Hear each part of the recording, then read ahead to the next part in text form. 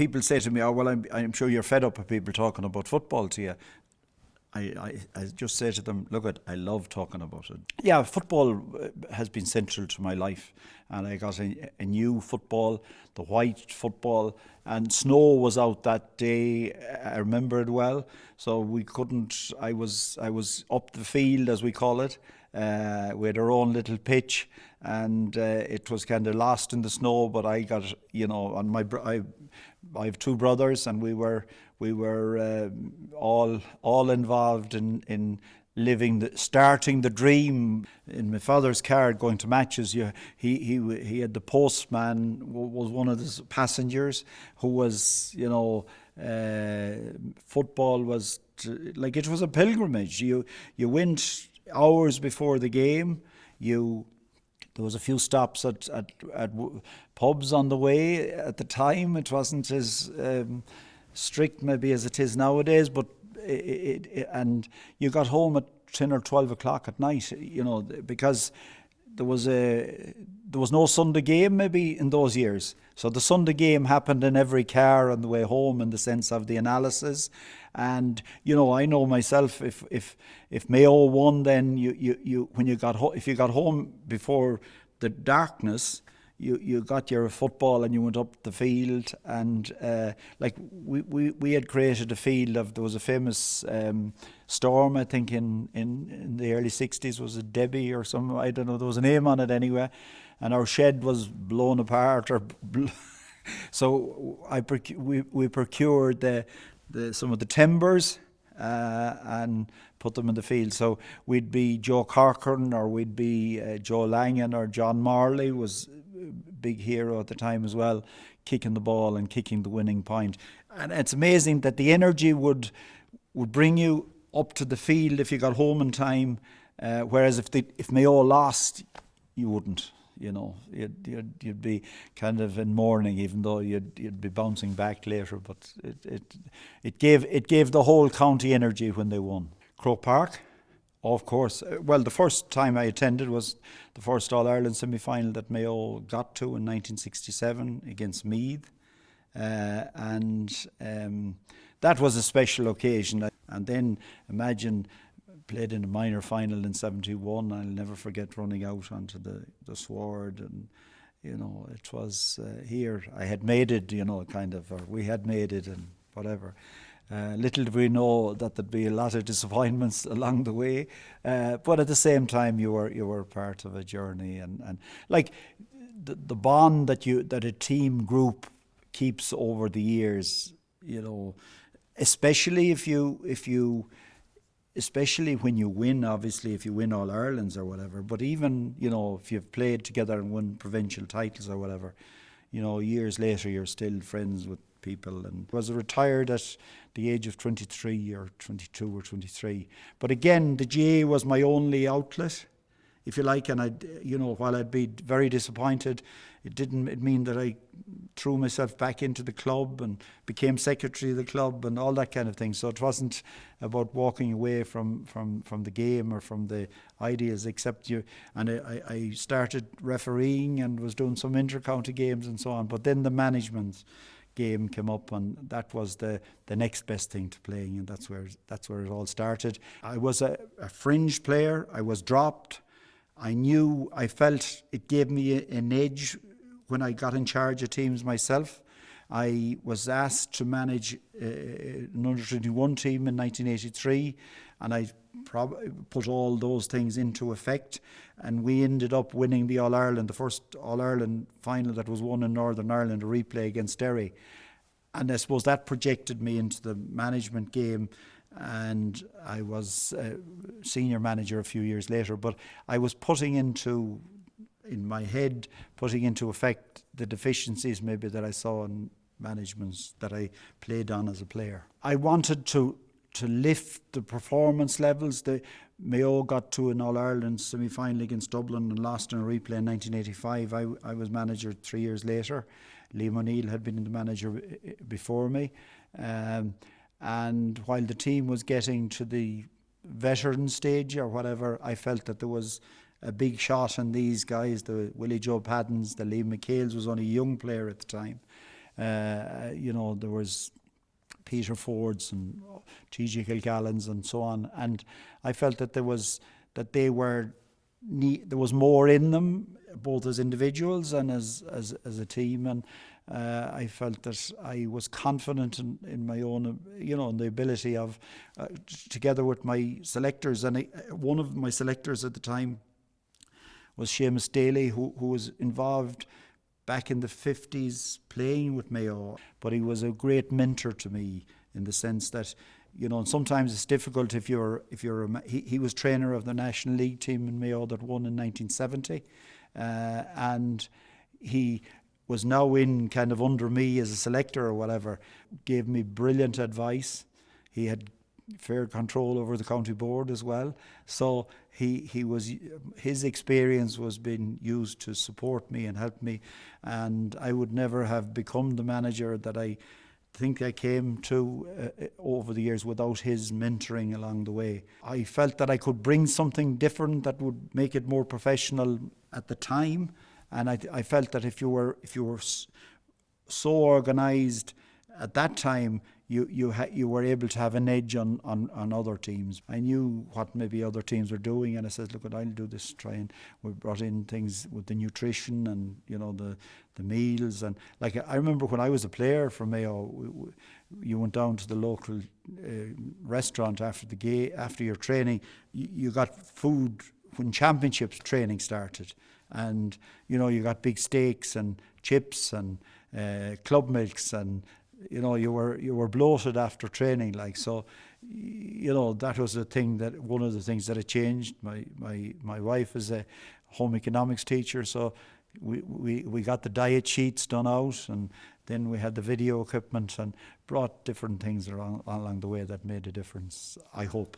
Yeah, I think they did, actually. I suppose from my own point of view, I was secretary of my club, I was registrar of the county board, so I knew the politics, if you like, of sport. So I played at underage level and won a couple of All-Irelands, but never made it as a senior player. So I felt that management is the next best thing to playing. And I remember going to many All-Irelands in the 70s, the Dublin-Kerry rivalry, and watching Kevin Heffernan in the last few minutes before, when they'd have been a winning position, or Mick O'Dwyer and later Sean Boylan, and all of that. And you had, your dream was, could I be there someday?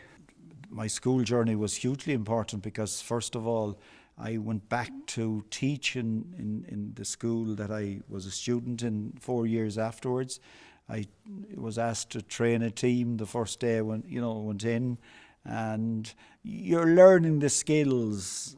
You're learning as a teacher, you have probably some of the communication skills, but I quickly learned of, that I think we can, if we get this unity of purpose, as I call it, right, you can beat teams that are better than you.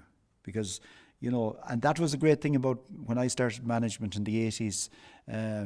If you were doing certain things, it was easier to be ahead of the bunch than it is now, because every team has been prepared meticulously from, whereas in those days, that wasn't the way. So, I bought my own video equipment and all that kind of stuff. I team psychologists used them when they weren't being used anywhere else. So you were trying to get an edge. And I felt that I was always trying to be open to that innovation that would make a difference. I mean, I started going to these coaching courses in Gormanstown College. They were week-long courses. Mickey Whelan, Val Kane, Joe Lennon. It was some coaching courses I was at as well. And you had, what was great about these, and you'd come home from these absolutely buzzing, because not only were you learning from the top coaches, but you were also interchanging with people who were starting the journey like yourself. And, you found that there wasn't any magic wand here. You had to, but there was a thirst for learning about the game and the tactical approaches.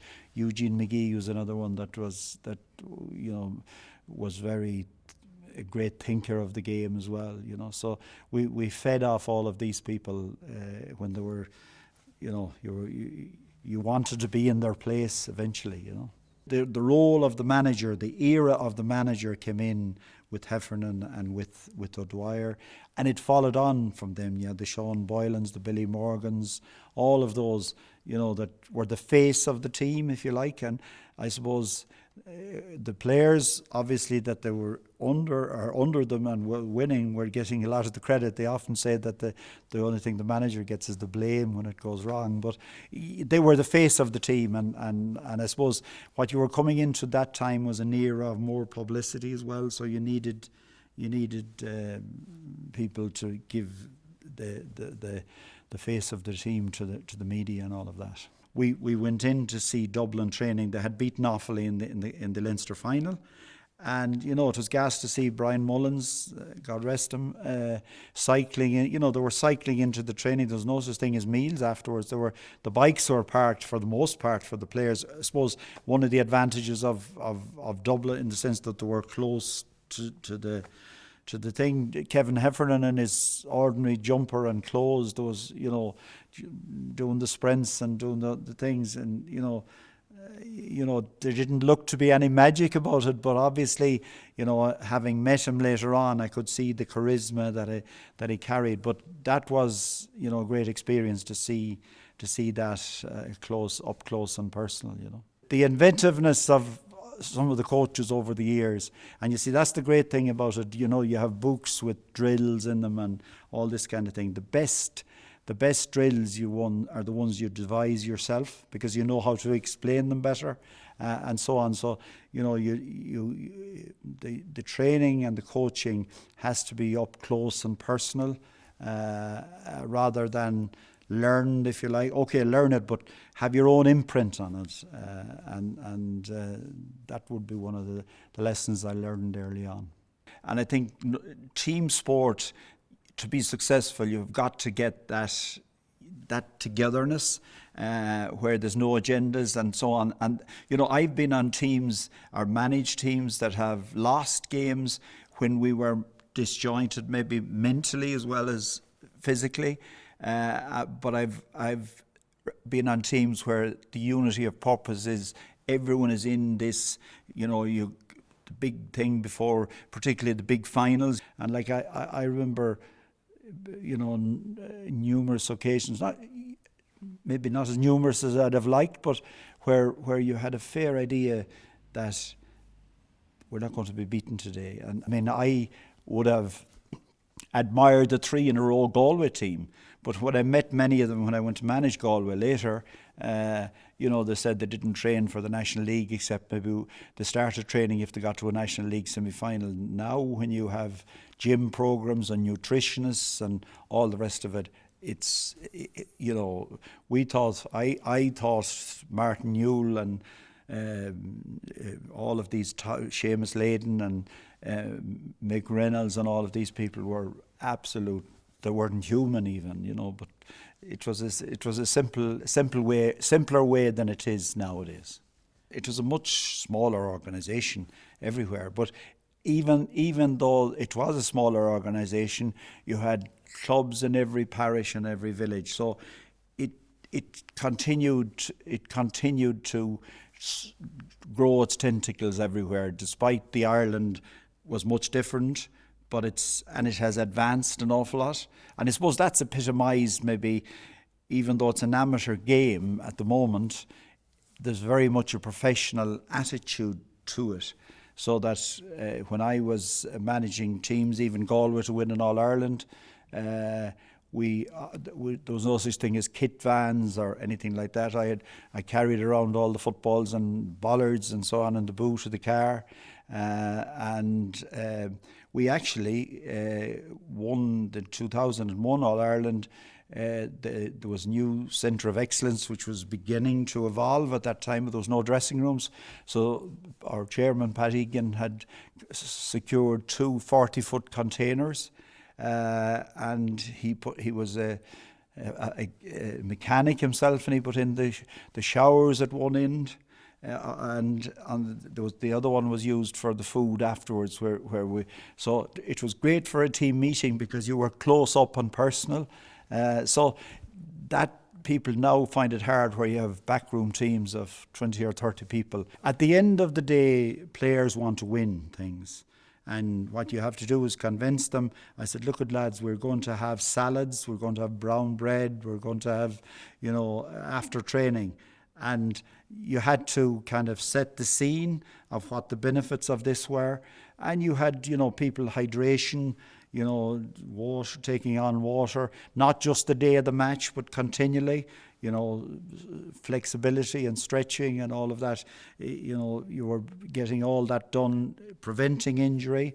You were giving them energy drinks, then smoothies at the time, which, because they were training so hard that they were able, there was no, might have been a little bit of sugar in them, but it was run off and so on. So you were the do's and don'ts of the nutrition were firmly brought into the thing, and the video analysis and all of that as well. An important part of management is actually getting to know your players and getting to know that when they come into training, that they're, they have families, they have jobs or maybe no jobs, and the welfare of the player is important, and to, like, even a simple thing like calling a player by their first name, and looking them in the eye, and if they do something well, you shake their hand and say, well done, affirming them and all of that.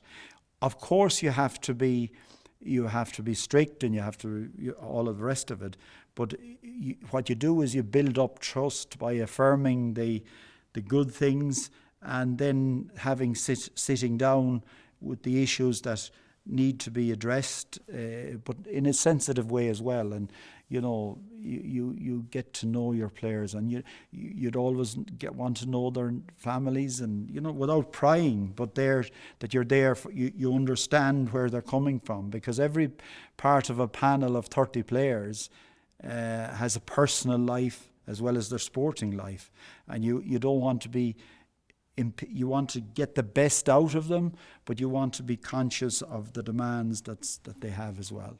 That's why I would have always felt my teaching career was intertwined with my management career. You have 30 students in a classroom or whatever, you're connecting with them, you're dealing with the different levels of the highly academic student, and maybe the one that needs a bit of help or a bit of a nudge along the way, and it's how you kind of mix up all of that, and you bring that to the dressing room as well. But you give, I suppose the big thing is that you give respect to everyone, because if you're going to get respect, you have to give it, and it's you can deal. In my opinion, over the years, you learn every day. The day that as a manager or a coach, you think that you know it all, you're on the way down, because you have to get inside their heads a little bit and empathize, and by doing that, you often there's times when you talk with a player, and sometimes I know that in the past, I one memory in my head where we talked to a player who was a serious issue, and he actually, all the guys were talking about it in the dressing room, but no one was saying anything to him. So I said to him, I said, look, share this if you feel you can, and I can assure you, everybody will support you in every way. And that's what happened. The admiration when he actually spoke in the dressing room, sharing the difficulty that he had, the support levels, and it broke the ice. And it's those little moments sometimes that you remember. I think that I probably did well at management, I feel, because I was a fringe player. I never made it as a senior player. So I was always thinking of what will the fringe... It's easy to keep the captain or the top scorer or the major leaders there happy, because they're always going to be in the first 15. But what's important is that the number 26 has to feel that they have a contribution to make. And in management, you have to work harder at, bringing that into it, because I've seen players, who maybe have been taken off in matches, and they go out the next day, and people around them, family or whatever, will say, "Oh, you shouldn't have been taken off," and and you have to have a discussion with that player as well. Well, because nobody wants to. If you want to get your best, absolute maximise and get your best team. So oftentimes, if they put the head down, it goes one direction. But if they actually improve, I love congratulating a player that proves me wrong. You have all kinds of different characters. You have players who need the arm around the shoulder, and you have players who you have to sit down and say, look at this, we need to change something here if you're going to maximise your potential.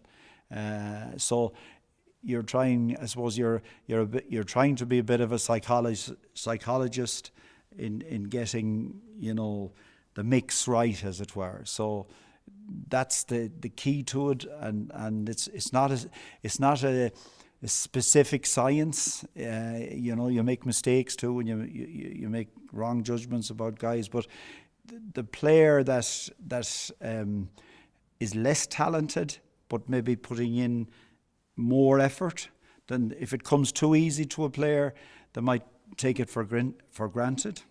So I suppose the main lesson is there, that you have to make it happen rather than let it happen, and that's a message that you'd be trying to get to everybody.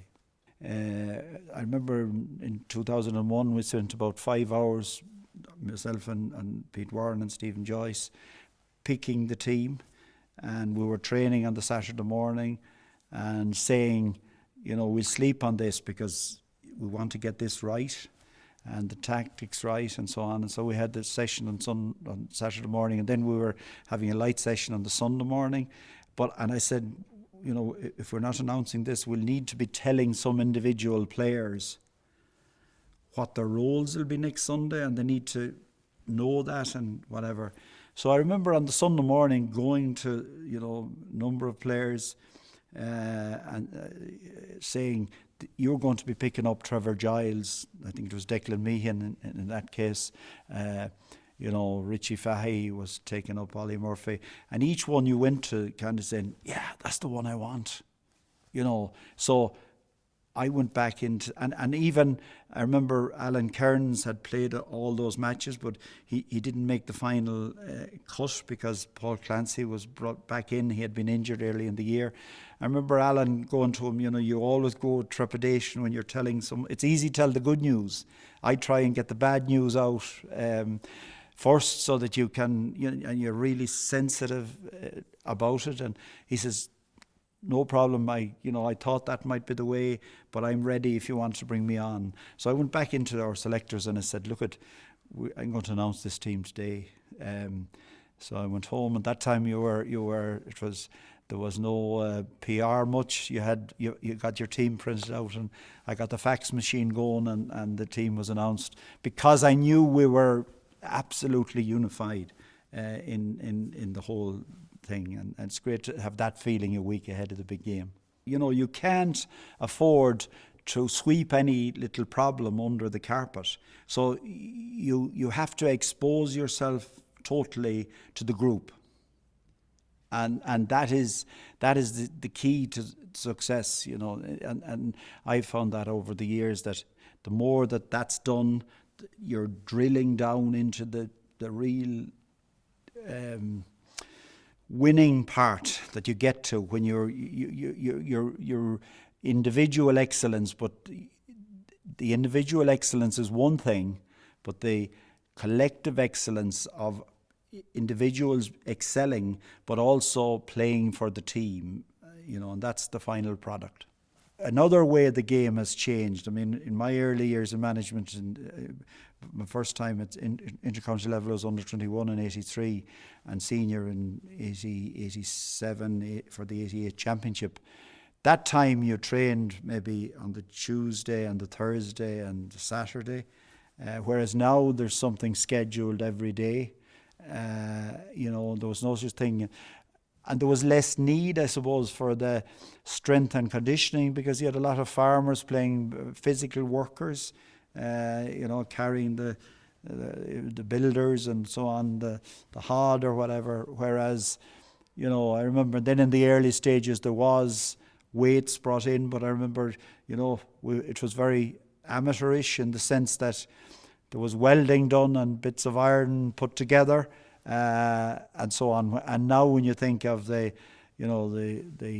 programs that are done individually for players, so the evolution happened in many different ways. The original game was probably too much of a straitjacket, in the sense that you were at number 2, you were in the corner of the field, and if the ball came in there, you had to try and win it and kick it as far, at that time, kick it as far as you could. It's the total opposite to the possession football that we have today. And similarly in the inside forwards, where everyone was in the one position. And that was an extreme that had to evolve, really, and it made the game more exciting when you had, I suppose the original kind of new evolvement was number 5 and number 7 going up the field and overlapping, and the roving full forward, or the roving man from the full forward line was another development in the game, which it all evolved over many years. The cornerbacks were never the most. They never were the most talented players. They were functional, and I remember playing in that minor final that I talked about earlier in 1971. I was playing cornerback, and again, if the ball didn't come into your corner, I ended up getting one kick of the ball in the 1971 All-Ireland minor final. And there was a man taken off me who I met many years later. We played Cork. My marker was replaced, and it wasn't because I had a heroic game, but the final, the kick I got was in the 60th minute. I kicked the ball out to the middle of the field. The referee caught it and blew the final whistle. So I don't think I got the man of the match in that game, as far as I can remember. Players are way better conditioned now than maybe way back, because of the science that's used and what needs to happen. But I mean, if you look at the modern game, some of the tackles can be ferocious, but if they're technically and as a coach, what you want to do is to get people to tackle without crossing the line. In other words, the question you always ask yourself, is this helping my team, or is it drawing back at my team, or negating the advantage? And if I'm on the sideline as a player, I'm no good to my team. So you have to, it's a robust game, it's an intense game, but it's important to keep the right side of the line. I suppose any success that I would have had, it would be in the sense of uniting the people involved in the mission. And that went from the panel of 30 players, obviously centrally, to county board officers, to people who'd be minding the door in Croke Park on the day of a big All-Ireland match, that they were doing their job right, and that people that couldn't keep calm in pressured situations. Look at it, so it's a wonderful adventure, and you're learning along the way, and you try and it's the small little things that make the difference. When I'm asked the question, what's your biggest victory, and comparing wins with Galway or with Mayo, or even winning an All-Ireland B schools title with my school, St. Nathan's, it's unfair. All of them were treasured memories, and you don't compare them, because the success is the success of the group. And obviously it's your dream to be a manager of an All-Ireland winning team, but the challenge of Leitrim was one of my greatest memories, of the way that they bought into the mission that we were on, including the county board chairman and all of the county board officials. And I was after leaving Mayo at that time, and I thought about, never intended to go to another county because Mayo was my blood, and but Mick O'Dwyer changed all that in the early 90s when he went to Kildare, and I wasn't needed in Mayo at the time, and I suppose people said, well, he won't do much damage in Leitrim anyway, and that was, but what you do as a manager, then you tap into the culture of the county that you go to, and you ingrain yourself in that. And I would have always told, teams that I was either Leitrim or Galway, when I'm finished here, I'll be a Mayo person. But while I'm here, I'm a Leitrim person or I'm a Galway person. And you just, the bond that you have there with the soldiers you have in your squad is something that is there for the rest of your lives. I have been privileged, the journey that I went on in the various counties and clubs and whatever, and I see my role at, I won't be managing inter-county teams again, but I can. You have a sense of satisfaction of getting there, of helping to mould people, assisting players to find their potential. But I was lucky to have the groups that had that talent, had that potential, and allowed me and my selectors or whatever to get the best out of them and to share that joy really for the rest of your life. And Mayo, in all of my lifetime, have strived to get to the promised land. I was born 2 years after Mayo won their last All-Ireland. In Mayo, we have made up many excuses over the years of not getting to win that All-Ireland, and I suppose particularly in recent years. And I was in that mission because back in the 70s and 80s as manager, if you won a provincial title, your job was safe. And I tried to, I suppose, lift that ceiling a bit. And as a result of that, we got to an All-Ireland in 1989, because I believed at the time that we were as fit, we were as talented, but maybe we didn't have the belief systems. So we introduced a team psychologist to try and drill down into what it was that was needed. And it helped, because the first All-Ireland that Mayo played in since 1951 was in 1989, and they have been in 11 since, I think, or 11 or 12 All-Ireland since. So there's an amazing resilience to keep battling back, even though the final ultimate prize hasn't been got for, is it 73 years now at this stage? But when people ask me, will Mayo win an All-Ireland? I always say, of course they will, but I cannot give you the year. And that's there's an awful lot of counties that would love to be in the same place as Mayo, but I mean, all kinds of things have been given up as excuses over the years. And recent years, players running it, our main players, Aidan O'Shea and Cillian O'Connor, running into each other. Even as far back, that was at one end of the spectrum.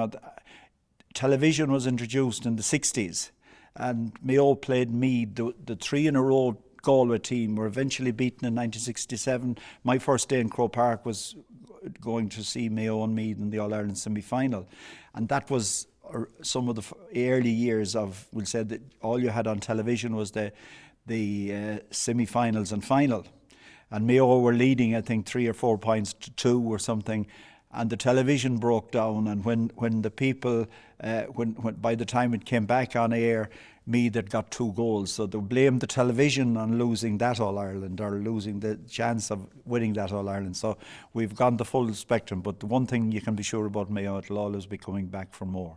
I think a lot of those guys, yes, they, despite not having the Sam Maguire and the Celtic Cross, that they've seen that they have contributed hugely to the culture of Mayo and to the hope of Mayo and to the belief of Mayo. And I think they're right to do that, because there is more to life than sport. But when you're engaged in that bubble, you really think that there isn't anything else, except that's where you have to focus on. Even when you're not in the centre of the action, as it were, you take pleasure in seeing the moments of magic that players can bring at various stages. And we the David Cliffords of Kerry, and the magical, his left foot resting on his right shoulder, sending a player free, as he did against in the All-Ireland quarter-final there, this year.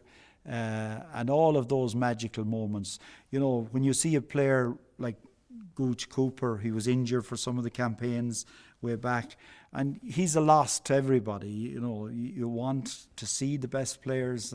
So from the perspective I am at the stage I'm at now, I take great pleasure in seeing winners, wherever they are. I'm 100 miles away, but I still, admire the game and the people in it.